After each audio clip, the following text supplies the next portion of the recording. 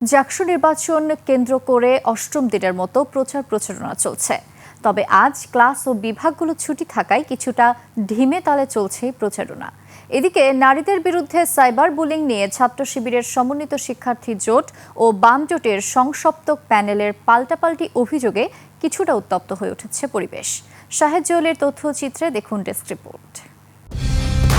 Colour expert, George sap এবং mild on hands technology সমৃদ্ধ Orix crystal wash আপনার laundry expert. ছুটির দিন হওয়ায় সকালে কম থাকলেও বেলা বাড়ার সাথে সাথে প্রার্থীদের প্রচারণা লক্ষ্য করা গেছে। সকাল 10টার দিকে নতুন কলাভবন, মুরাদ চত্বর ও বটতলায় প্রচারণা চালায় ছাত্রদল, ছাত্র শিবির ও স্বতন্ত্র প্যানেলের প্রার্থীরা। প্রার্থীরা ভোট চাওয়ার পাশাপাশি দিচ্ছেন প্রতিশ্রুতি। নিরাপদ ক্যাম্পাস গড়তে শিক্ষার্থীরা সঠিক নেতা নির্বাচন করবে বলে আশ্বাস এই নেতার। সকল শিক্ষার্থীদের সাথে গণতান্ত্রিকভাবে সকলের অংশগ্রহণমূলক পরামর্শের ভিত্তিতে যেন নতুন দাবি গড়ে তুলতে পারে।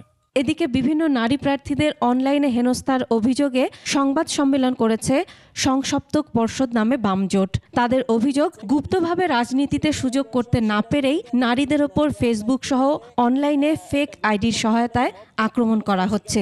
যাদেরকে আপনারা দেখবেন অস্বাভাবিক পরিমাণে টাকা খরচ করছে, তার মানে এ নির্বাচিত হওয়ার পরে বিশ্ববিদ্যালয়টাকে জাস্ট বেচে দেওয়ার জন্য আরেকজনের কাছ থেকে পণ করে আসছে।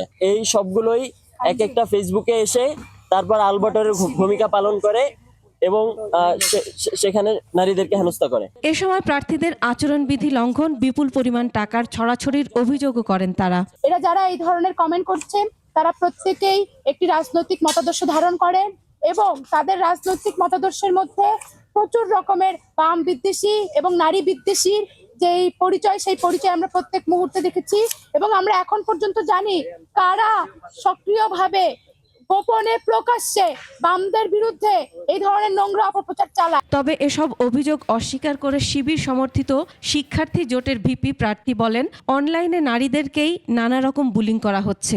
আমাদের কোনো সদস্য, আমাদের কোনো জনশক্তি কাউকে অনলাইন বুলিং করতেছে না, ঠিক আছে? তারা যদি এই ধরনের কোনো অভিযোগ করে থাকে, আমাদের কোনো ভাই যদি এরকম অভিযোগ করে থাকে, তারা বিশ্ববিদ্যালয় প্রশাসনের কাছে লিখিত অভিযোগ দিক। এ বিষয়ে কথা বলতে নির্বাচন কমিশন অফিসে কাউকে পাওয়া যায়নি। তবে দিন যত যাচ্ছে প্রচারণার পাশাপাশি নানা অভিযোগে উত্তাপ ছড়াচ্ছে ক্যাম্পাস।